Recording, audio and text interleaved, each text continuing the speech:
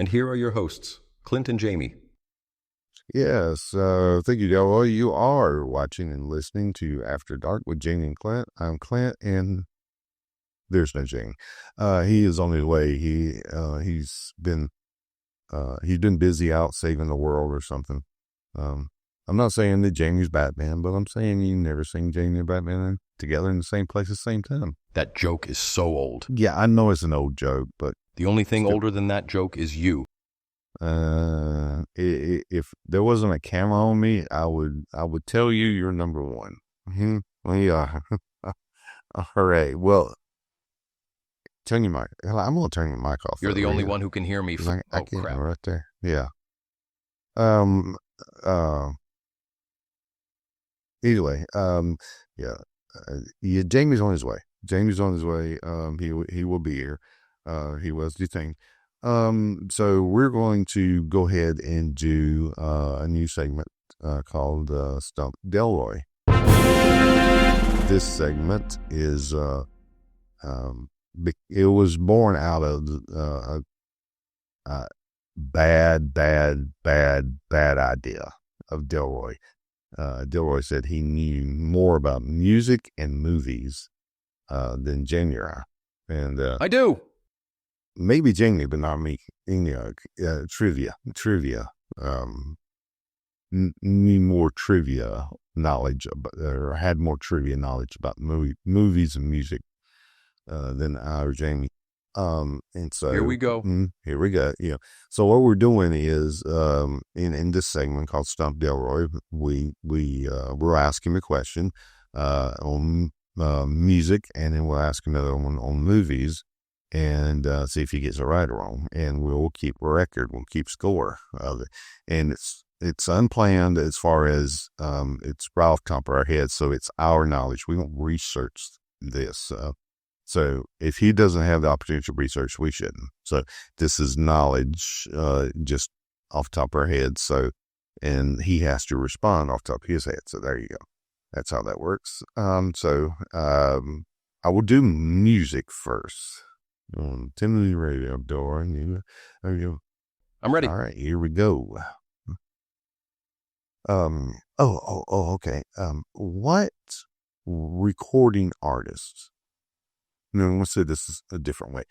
Who is the only recording artist to ever ask Weird Al Yankovic to parody one of their songs? I should know this. Who's the only recording artist to ever ask Weird Al to parody one of their songs? Do you know it? Well, you gonna take a guess? Bob Dylan. Well, you way off. No, it was Michael Jackson. Michael Jackson? Yeah, it was Michael Jackson. I can see that. He asked Weird Al to parody one of his songs, and Weird Al said, yeah. And he parodied Beat It, and it was Eat It. So there you go. 0 for 2 in the music category. Yeah, all right. Well, let's see if you can go 2 for 2 for movies. All right. Oh, let's see. Movies. Yeah. You're not gonna get this one. You're not. Matter of fact, I even give who the star is in the movie. That's how sure I am you're not gonna get it. All right. So here we go. What? Sean Connery. The talks real delicious. Shaken, not stirred. All right, anyway, Sean Connery movie was a re-imaging of a Gary Cooper movie called High Noon. Oh man, that's a tough one. What Sean Connery movie was a re-imaging of a Gary Cooper movie called High Noon? You don't know it. You don't know. You're struggling. I can see it. You're struggling. Wait. You gotta give me an answer. Come on. Highlander. Oh, no. You're close. I will say this. You were close. You're very good. It was a movie. Highlander was a good choice. It was a really good choice. But this movie is about 3 years You see, Highlander was 84, and this was so yeah, I think it's come out in like 81. So you missed about 3 years. It does have land in it. It's not Highlander, but it does have the word land in it. The name of the movie is Outland, not Outlander, not to be confused with the TV series Outlander, but Outland, 1981 movie. Yeah. So it was that was a re-imaging of the Gary Cooper movie, Hiding. So there you go. You're 0 for 2 in music, and you're 1 for 2 in movies. I'm a little rusty. You know more than we do. All right, I mean, how much more do we need to do this segment? Come on. We've asked you 4 questions. You've got 1 right. You got 1 right. Come on, dude. Keep it going. All right, we'll go a couple more episodes, but it's going. You're embarrassing yourself. Wait until I get into my groove. All right. So there's Jamie. He just come in. He just come into the sound booth with Delroy there. Sorry, Delroy, you got your mic off. I can't hear what he's saying. What? Can you read lips? No, I can't read lips. Well, anyway, yeah, we're waiting on you. Okay, we're gonna take a pause, and well, you won't know it's a pause, but we'll have Jamie sitting right here. We'll do the magic of editing. We'll have Jamie right here. All right, so here we go.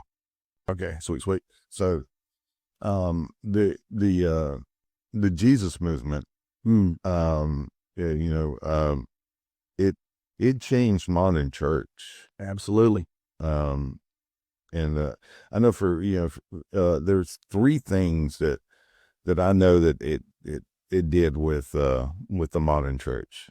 And the first thing was it created Christian contemporary Christian music. So yes, that didn't exist before Jesus movement. Yeah. I was just having a conversation with my youngest the other day about that. And we were talking about this because of what we were getting ready to do. And I was like, hey, this didn't exist, what you hear on these radio stations and stuff. And it happened, that. It was crazy. What was the band they had? Love Song? Love Song? Yep. That was the band because they were a hippie band. Yeah. They got saved. And yeah. And then they just started, they were doing their same thing, Yeah. Just Angel lyrics around. Yeah. Well, but you think about it, our blessed holy hymns, well, the tunes were bar tunes. Yeah, absolutely. And so they did the same thing with hymns, and that the Love Song did. Yeah, that started the whole thing. This is what we know, this is what we do, and so we're going to use what we have, for God's glory. Yeah. And He blessed it. So yeah, until contemporary Christian music is it's evolved itself. I think yeah, sure. It really hit. I think as far as its popularity goes, it probably really hit hard in the 80s. I think it's stable now, but it's its own genre now. Yeah. Well, it's its own genre that you say it's stable, but the worship side has blown up in the last decade, I would guess. Yeah, I'm talking commercial. Oh yeah, you're right. Yeah, but it's up there. But you see so many secular artists performing with worship artists and doing compilations and all this kind of stuff. And I know a lot of people are like, that doesn't even make sense and all of this. They're super religious, but I'm like, hey man, it's kind of evolved, or not revived. That's a bad word. It's kind of what the revolution, I guess, should say, back to its roots, kind of. Yeah, that's kind of what it was. Yeah. For those that don't know, there's the movie that Greg Laurie produced and put out, Jesus Revolution. Right. Which is based on the Jesus movement. He did that because he was smack dab in the middle of it. Yeah. And it was birthed out of, what's the guy's name? Pastor Chuck Smith. Yeah. Calvary Chapel. Mm-hmm. And for those that have never watched the movie or don't know, he was just this, and I'm not being offensive, but an old suit and tie wearing, bald headed, middle-aged pastor, Yeah. Very traditional Church. of a dying church. And even made the statement, God wants me to minister to hippies. He better bring me one. Yeah. And he brought a guy named Lonnie Frisbee, a mega hippie. Yeah.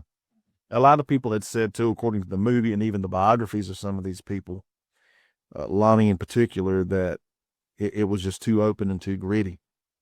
because he talked about free love. If you don't know anything about the hippie movement, go read about it. And people say this day and time we've never seen anything like this. Go look at the 60s, man. Yeah. It would make us faint today. Oh yeah. Yeah. And that's the world they came from, Mm-hmm. you know? So yeah, that was my thing about that. It was birthed out of that movement because he said, I just want to reach people and let people use their gifts. And here we are. Yeah. Yeah. And if you talk about the music, yeah. Prior to the Jesus movement, prior to praise and worship, even the phrase praise and worship didn't exist. No, it was but prior to that, I mean, if you were really banging, you had that pipe organ, the Dracula music. Nobody else has got an organ like this in the country. Yeah, the big giant pipe organ, the Dracula. If you were low rent, you had a piano, and so, or maybe just acoustic guitar. But that if you get acoustic guitar, you're starting to get a little. Yeah, you're after a while. You're sinful borderline. So I was at a church once that had a electric organ. Yeah. Oh man, didn't have anybody to play it for 20 years, if I'm not mistaken. Wow. And I said, well, let's just move it out of the way because we're doing some type of a concert thing. And they're like, don't touch that organ. It's $80,000. And I remember I looked at the worship guy, music pastor. I said, he spent $80,000 on like the worst instrument on the planet. Yeah. That didn't go over well. Yeah. But I was really boggled, like I really will. Like, so when you spend $80,000 on something that you won't even use. Yeah, and you better not move it. So a lot of people hate on, I guess, some of the music and the influence that came from it. But what I love about it is, and I'll ask you, this is a good question. Delroy may look it up later. What kind of guitars brands did Love Song use? What brand drums? We don't know. I have no idea. Pawn shop special, $10. Probably. Something super expensive. Yeah, we don't know. Yeah. What we do know is, I could listen to an organ. Yeah. This stuff started a movement. So, it's all about the heart and what you bring to the table. Yeah. Just a sincere heart, man. And here's the thing that gets me is when this movement started, when the music changed, it was fringe, crazy, godless or whatever. And now today, the most religious, the strictest, the most conservative churches have praise and worship teams. Or in the strictest, most traditional. Yeah. Ecumenical, even like there's Anglican. I've seen this in Anglican churches, Episcopal, and even some Catholic. Mm-hmm. They have a contemporary service. Yeah. Yeah. The oral service just for that. Right. Yeah. And these are like what do you call the high church kind of stuff? Yeah. Well, the thing is, what got us wanting to talk about this was before what happened with Charlie Kirk. This is something that I like. I really enjoy the movement, man. I draw a lot of inspiration from it, follow it. But then that happened weeks ago. And we visited it a little bit, talked about it. Kind of share with us, because there's a revival coming. That's what people are anticipating from this. Through this great tragedy. They see it, yeah. And it's on the way, and it's happening on college campuses. Yeah. There was a college campus out west, I think. I need to do better research. And maybe they'll stick it up later in the comments. But I will tell you this, they anticipated like 30 or 40 baptisms because they were doing like a college service. Maybe over 300 or something. I don't know. Yeah. And so yeah, this is happening in pockets. Yeah.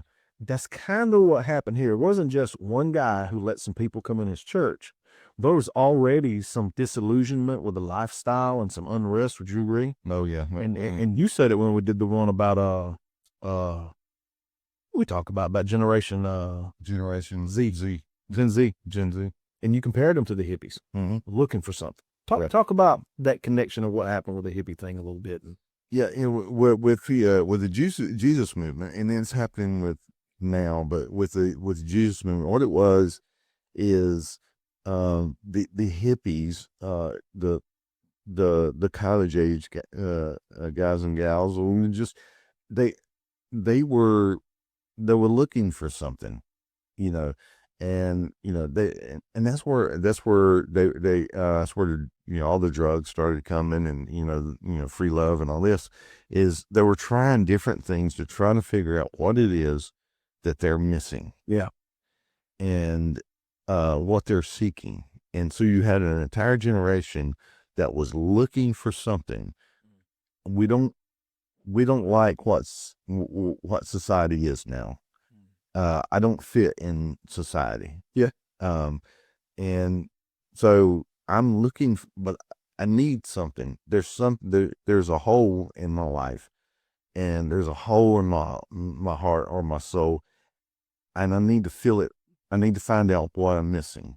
And that's, doing the drugs. Is the drugs it? Is, the free love? Is it, what is it? And so you had a generation that was ripe for God to move in. And when it just took a few that, oh my gosh, this is what I've been looking for. This is what I've been missing. And to go and tell others, this is what you're looking for. You're not going to find it in a needle. You're not going to find it in a blunt. You're not going to find it in the arms of somebody else. This is what you need. And this is what's going to fill you. And so that is what started the Jesus movement. And a lot of people that are saying they're looking for it to happen again are the people that live through that. Oh yeah. And there's a lot of those folks still around, man. Yeah. And they're seeing now in college campus. Think about this is with Charlie Kirk, when he went to college campuses and he just talked to them. Yeah. Dialogue. They were literally like thousands of people there to listen. They're looking for something. Yeah. And Charlie had what they're looking for. It was cloaked in political, but you got to look past that. That there was evangelism in there. Oh yeah. Well, he even made a statement too at one time that early on, if you go back and look at his earlier stuff when he was younger, much more political, and he's just a Western Christian guy. Right. But as he got deeper and more serious about his faith, it became more and more about his faith and less about the political. Yes. And he admitted to that. He talked about, man, if you just really dig into it. I'm going to reference the movie you like because I loved it. You didn't like it that much. Yeah. But Clint plays into the artistic stuff, and he's looking at that.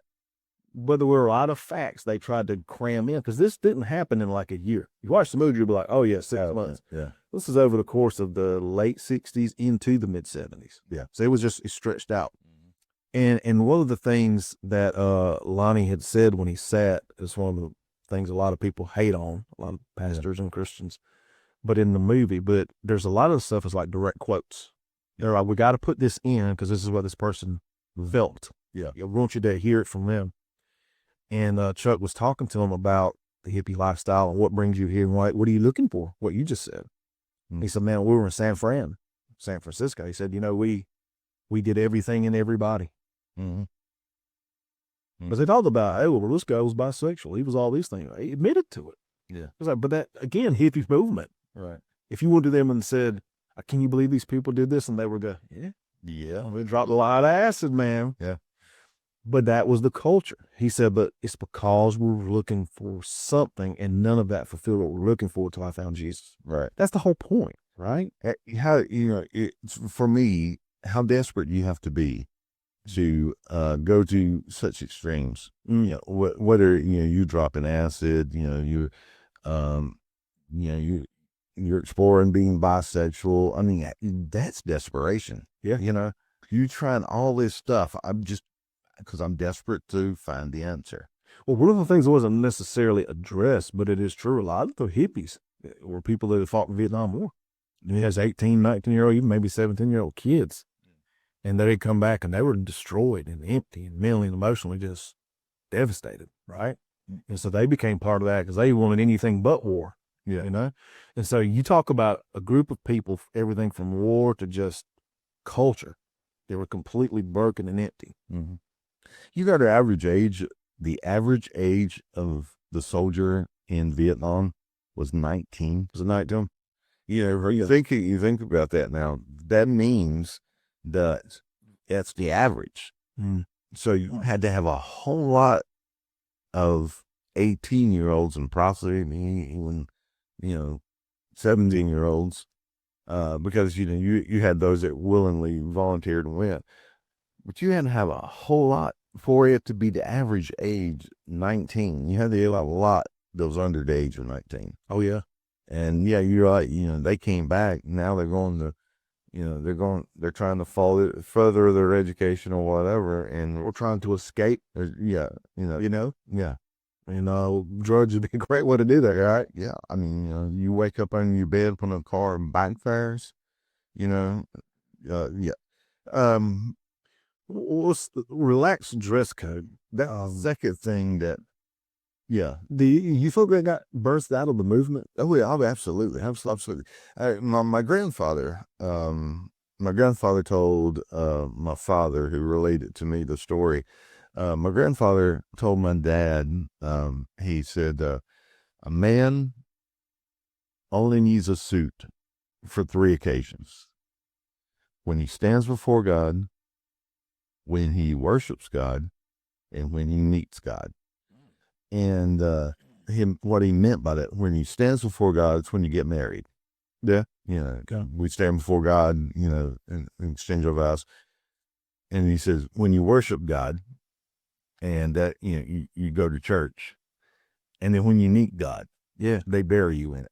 So what he's saying, he said, you buy a suit to get married in, and the only time after that you wear it on Sundays to church, because Sunday best. Yeah, he has an expression. You wear your Sunday best. So you buy that one suit to church. That's the only time you wear it. Yeah. And then when you die, they take that one suit and they bury you in it. So that was what my grandfather said. So yeah, everybody was always dressed up. Yeah. And here comes these hippies, and not that they would, but they couldn't afford a suit anyway. But Or wouldn't wear one. or yeah, it wouldn't. But it counted The culture. Yeah, right. So they're coming in. They're coming in barefoot. And this wasn't in the movie, but doing some reading on the Jesus movement. There was a gentleman that come in church barefoot, and some of the established members of the church said that's disrespectful, and he said, how so? And he said, this is the house of God. And that hippie overly followed the Exodus, and showed him Moses, and God said, take off your shoes, because where you stand is holy. Ooh, boy. And I was like, Wow. The hippie has some biblical knowledge. It dropped by him, man. he just dropped it on. So yeah, that expression, your Sunday best, was that came from prior to the Jesus movement. But now you got all these hippies coming in, and they're not dressing up, and so it's but now it's kind of flipped the other way now. It's really strange to see somebody come into church dress up with a suit on. Well, I will say this: it can go the other way. I've said this a lot to people. If you want to wear a suit, is that your conviction, or you just like to dress up? Cool, go for it. Because it used to be everybody looks down on the ones about the suit. Now it can tend to swing where we look down on the people that do dress up. Yeah, it's personal preference. Yeah, right. But that's that Sunday best. I was raised like wear a suit. Yeah, that's why I hate them now.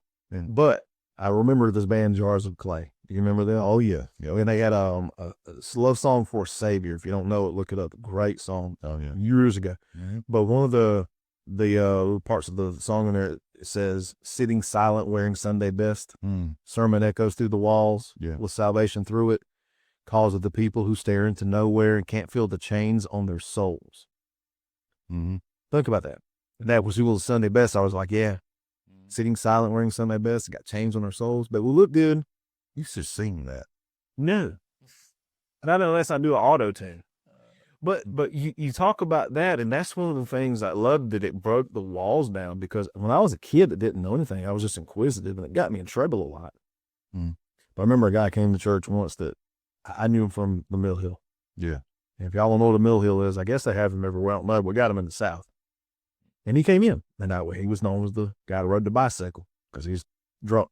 That was a drunk, right? He was the town drunk. We had a few of those. Mm-hmm. But he came to church during a revival. Supposedly got saved. I don't know his heart. Yeah. And he had an old dirty t-shirt, dirty jeans, old dirty hat, just a dirty guy. And I remember people making comments. I remember even my grandmother, as much as I love her, saying, he should dress better than that, come to church. Mm. And I said, why? She said, you're supposed to wear your best. And I remember saying this, and I wasn't really a bet. I was serious. It's like, but what if that is his best? Mm. Wow. And don't you be at Mark Mouth. But I was serious, like, Adam out of the babes. it's my best pair of jeans. I wondered to myself, and I didn't know the guy, but did he look at his 3 pairs of jeans and say, this is the least dirtiest pair I've got? I don't know.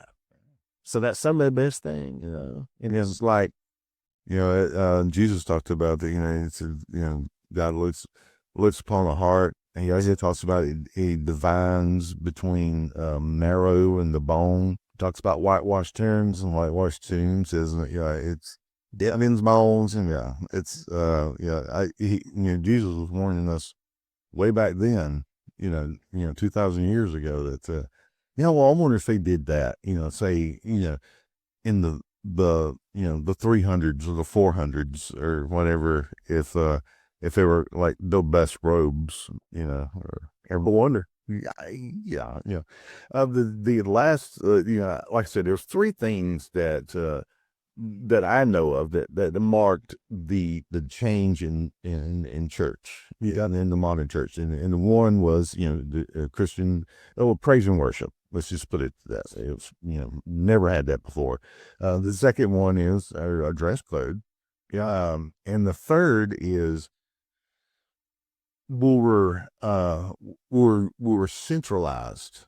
Everything revolved around the building. It was very thermal, but when you had any types of like Bible study or anything like that, it was always at the church, at that building. Now you're seeing things outside of the church.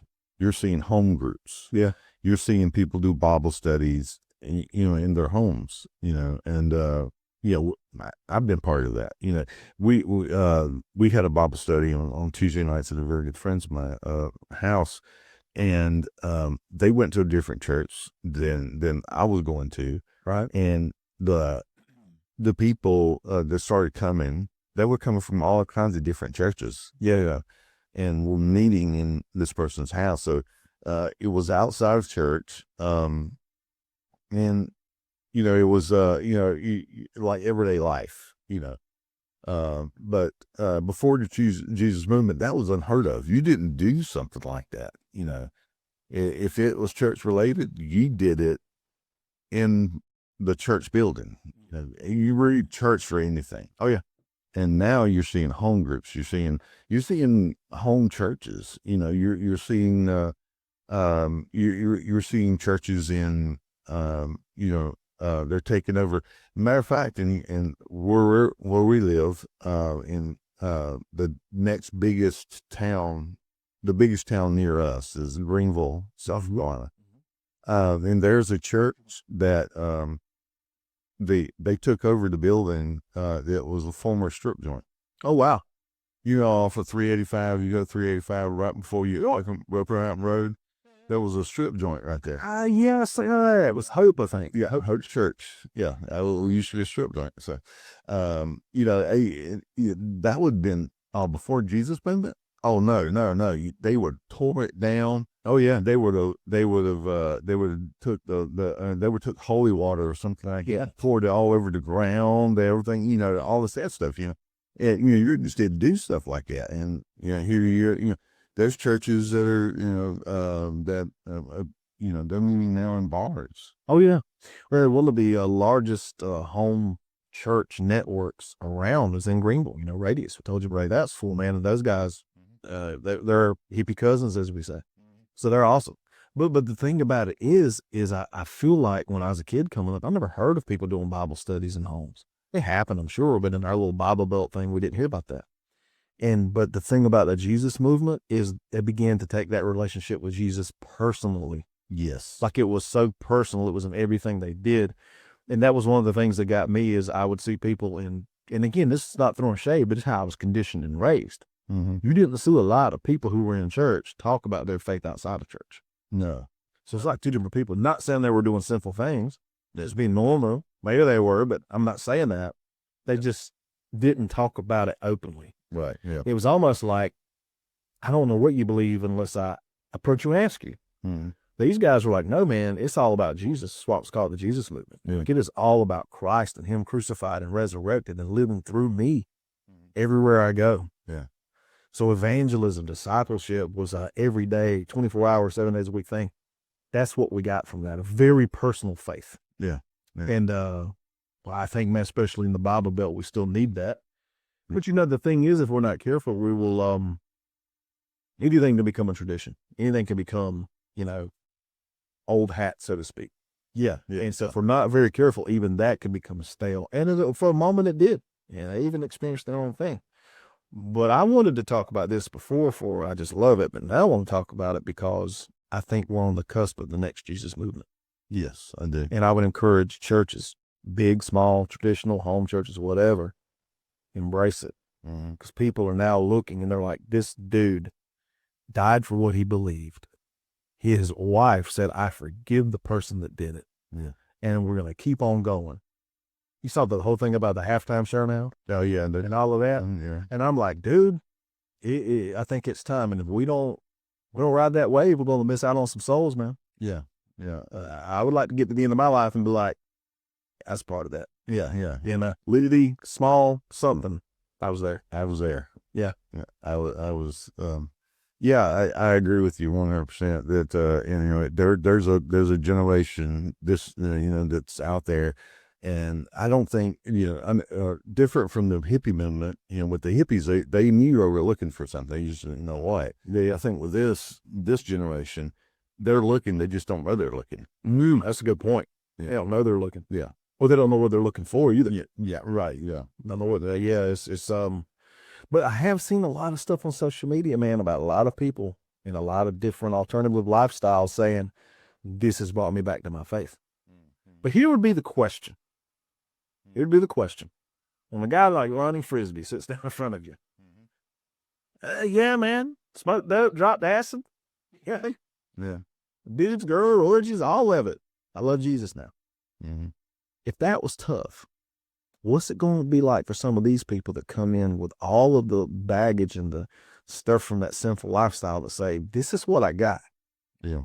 But I want Jesus. Are we going to shun those people? You are too messy. Wow. Yeah. Or are we going to be like, just bring it all and you sort it out together? Yeah. Yeah. If you say if you're too messy, you're putting limitations on God. Oh yeah. Yeah. God can't. God can't.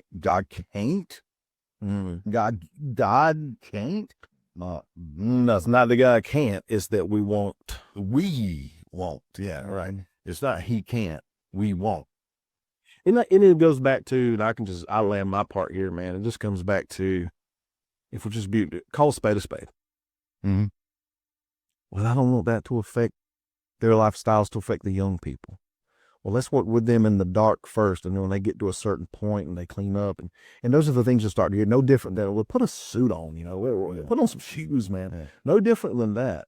What we're really saying is we're embarrassed to have certain people that look a certain way, act a certain way, from a certain lifestyle or whatever, on our seats on Sunday morning. And that's what we're really saying. Let me tell you something. You cannot preach a sermon. Nobody can preach a sermon more than to have your children watch. Front row seat, watch the transformation of a person. Listen to that, boy. That'll preach. And you know what? Here's the thing about it. Not only for the children to see it, right? Yeah. But do you really trust the power of the Word of God? Yeah. If I preach it, can it transform that person's life? Of course, they have free will. We get that. Right. Yeah. But does it have the power to do it? His word won't return void. That's what I'm saying. Yeah. So I would encourage people, man, God's going to bring folks. Don't turn them down. Don't turn them away. Embrace them. And it does not mean you embrace sin and alternative life. It doesn't mean that at all. It just means you love them where they're at and you give them the truth because you care about them. Exactly. That's all it is. Yeah. And now what they do with that, from them and God. Yeah, yeah, I mean, everybody quotes the adulterous woman that wanted to stone. He said, go sin no more. I wish I could get into that. Maybe another episode we'll get into that, because there is a lot to unpack on that. Well, yeah, that absolutely, that simple phrase, go and sin no more. What Jesus meant. There's volumes. There's volumes of information that what he relayed to her, and I know she got it. And I don't think we do. But anyway, you got anything else? Man, I am good. I hope we did this justice. Yeah, I think so. And we didn't drag it out. We were great. Clint's got the stories, Jamie's got the jokes, they're spilling